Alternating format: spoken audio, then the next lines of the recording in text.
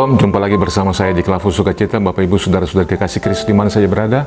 Di masa raya Natal telah kita jalani, dan saatnya kita hendak mendengarkan firman Tuhan. Bagian yang hendak kita renungkan bersama terdapat di dalam Injil Matius pasal yang kedua, ayat yang ke-16 hingga ayat yang ke-18. Mari kita berdoa sebelum membaca firman Tuhan. Ya Tuhan, dalam jumpa bersama kami lagi dengan channel Klavus Sukacita, kami hendak duduk di sekitar firman-Mu. Teguhkan hati kami untuk membaca dan merenungkan firman. Berilah kepada firman-Mu, terangi dan tuntun kami supaya kami mendapatkan kasih karunia Tuhan.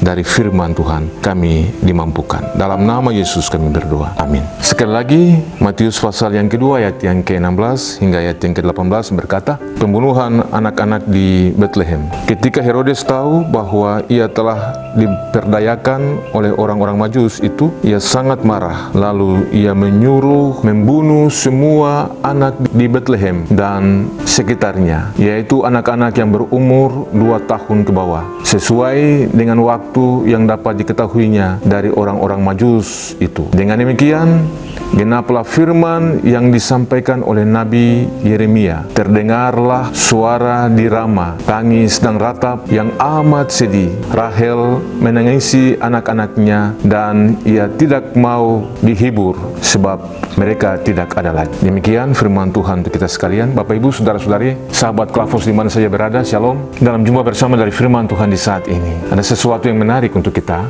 renungkan bersama, karena bagian ini mengisahkan peristiwa tragis di Bethlehem tentang pembunuhan anak-anak di bawah umur 2 tahun ke bawah oleh Raja Herodes, yang sebenarnya bagian ini menceritakan tentang peristiwa yang tidak menyenangkan, karena anak atau bayi di bawah umur 2 tahun ke bawah itu adalah generasi yang berkelanjutan untuk masa yang akan datang. Tetapi bagian ini sebenarnya tragis. Peristiwa ini sangat tidak menyenangkan.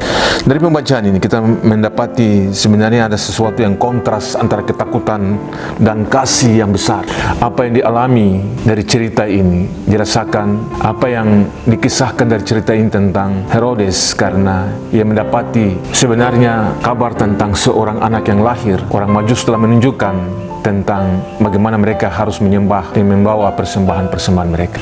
Tetapi peristiwa ini tidak lagi didengar oleh Herodes, karena ia mendapati sebenarnya ada ancaman untuk dirinya sendiri. Ada ambisi yang berkepanjangan tentang dirinya sendiri. Ada kekuasaan yang berlebihan tentang bagaimana ia tahta kekuasaannya itu tidak boleh diambil alih oleh siapapun dalam bentuk apapun. Dan karena itu ketika ia tidak mendapatkan kabar tentang seorang anak yang telah lahir itu oleh orang Majus, maka dalam kisah selanjutnya ia memberikan perintah untuk membunuh anak-anak di bawah umur 2 tahun ke bawah. Ini bagian yang sebenarnya menyedihkan sekali. Tetapi kita mendapatkan ada kontras di situ antara ketakutan dan kasih. Betapa sungguh menyedihkan kalau sesuatu seperti ini terjadi di antara kita. Coba kita bisa membayangkan, ada ego yang besar, ada ambisi yang besar, ada kekuasaan yang tidak mau dikalahkan oleh seorang Herodes. Tetapi kenapa ini harus terjadi? Supaya genaplah firman yang telah dinubuatkan oleh Nabi Yeremia menurut bagian ini. Karena penderitaan di tengah rencana Allah itu sesuatu yang luar biasa. Bayangkan, penderitaan di tengah rencana Allah itu sesuatu yang mengisahkan tentang penggenapan daripada apa yang dialami atau disampaikan oleh Yeremia, bahwa Rahel yang menangisi anak-anaknya. Peristiwa ini menunjukkan suatu realitas, bahwa juru selamat tidak serta-merta menghapus penderitaan dunia ketika itu. Tetapi kadang kesetiaan Tuhan itu membawa konsekuensi yang berat di mata dunia. Kita bisa membayangkan sesuatu yang tragis, peristiwa yang mengecam menjadi ancaman, tetapi Allah tetap pegang kendali. Ini sesuatu yang menjadi rujukan kita. Allah tetap pegang kendali dalam semua situasi yang tidak menentu itu. Allah dalam kasih-Nya, kuasa-Nya selalu menyatakan keajaiban, karena sempurna apa yang Ia buat. Bapak Ibu Saudara-saudari kekasih Kristus, bagian ini juga menjadi evaluasi kita tentang sebenarnya apakah sikap kita seperti Herodes, atau juga sikap kita seperti Yusuf. Dalam bagian ini juga tentang ketaatannya, kesetiaannya. Ya, sebenarnya kita ada pada pilihan mana? Apakah kita juga ego, ambisi, ada kekuasaan yang berlebihan dalam diri kita tentang sesuatu, dan kita mulai merancang segala kejahatan? Sebenarnya bagian ini pertanyaan merujuk kepada setiap pribadi kita. Apakah selama ini kita juga seperti Herodes? Ataukah kita seperti Yusuf dalam ketaatannya, kesetiaannya, mau menerima konsekuensi itu sekalipun di tengah kesulitan, sekalipun di tengah ancaman?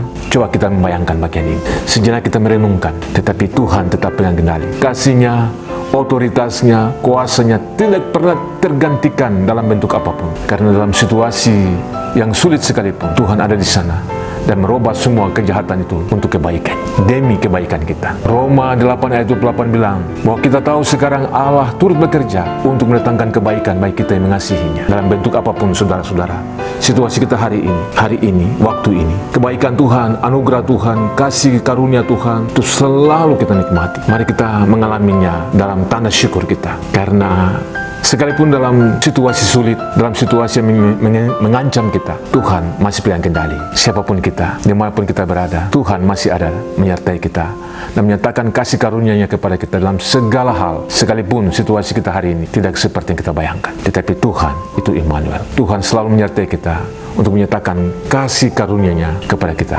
supaya kuasa-Nya dinyatakan dalam kita, dalam segala kelemahan, dalam segala ketidakmampuan kita, dalam segala ketidakberdayaan kita, kuasa-Nya dinyatakan. Tuhan memberkati kita, menolong kita dari firman. Amin. Mari kita berdoa.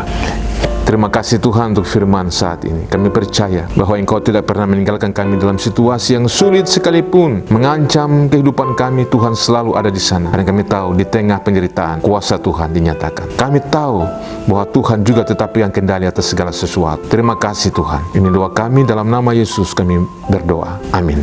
Shalom, Tuhan memberkati.